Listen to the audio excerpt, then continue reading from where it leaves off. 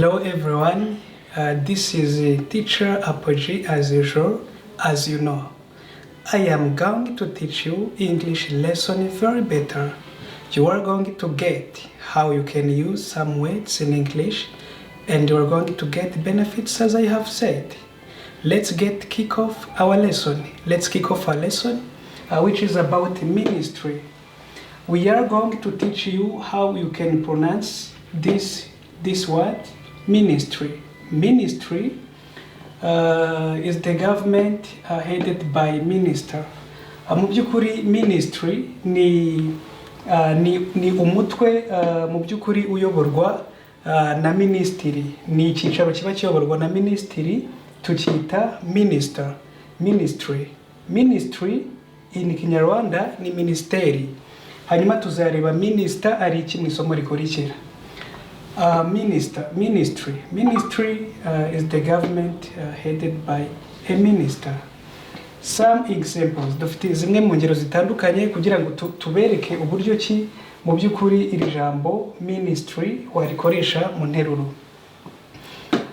The first sentence, Ministry of Education. Tugiye kubigisha ku ma ministeri. Ministry of Education, Ministeri y'uburezi. Ministry of Education, Ministeri y'uburezi. Ministry of Health, Ministry of Health. Ministeri y'ubuzima, Ministry of Health. Ministry of Finance, Ministry of Finance. Ministeri y'imari, Ministry of Finance, Ministry of Finance. Ministeri y'imari. Let's see some examples about these words. Reka turebe ingero zitandukanye kuri aya magambo tumaze kwiga. I am going to the Ministry of Education. Ngiye muri Ministeri y'uburezi. I am going to the Ministry of Education. Ngiye kuri ministeri cyangwa se muri Ministeri y'uburezi. I am going to the Ministry of Finance. I am going to the Ministry of Finance. Ngiye muri Ministeri y'imari.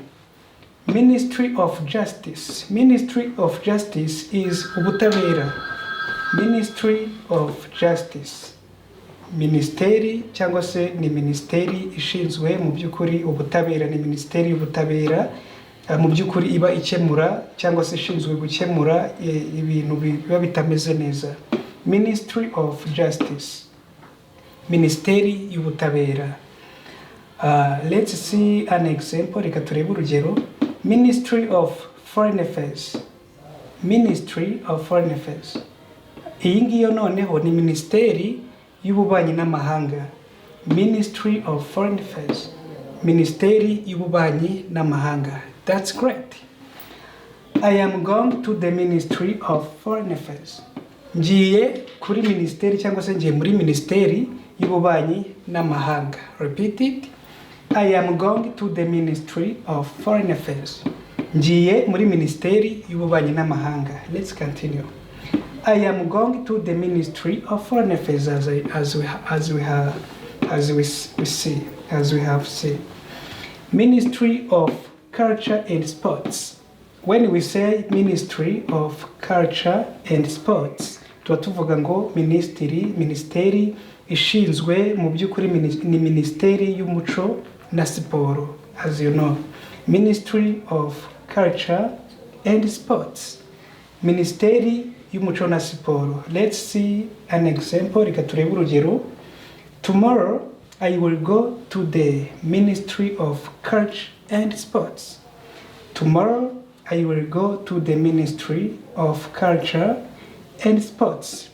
Ejo mu by'ukuri nzajya muri ministeri ishinzwe umuco na siporo cyangwa se nzajya muri Ministeri y'umuco na siporo. That's good. Let's continue our examples.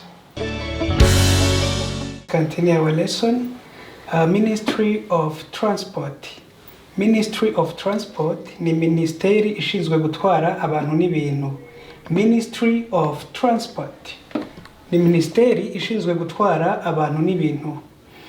In Rwanda, we have an example for this word. Dufite urugero kuri rino jambo. In Rwanda, there is a Ministry of Transport. Mu Rwanda hari minisiteri mu by'ukuri ishinzwe gutwara abantu n'ibintu. In Rwanda, there is a Ministry of Transport. Mu Rwanda hari minisiteri ishinzwe gutwara abantu n'ibintu.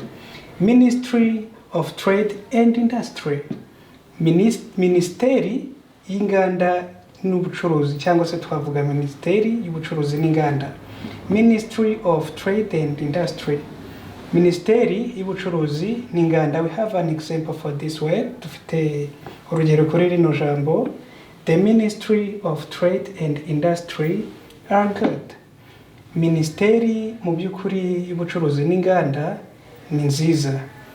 The Ministry of Trade and Industry are good. Minisiteri y'ubucuruzi n'inganda mu by'ukuri ni nziza cyane. My dear friends, I hope that this lesson is very vital for you to learn this lesson.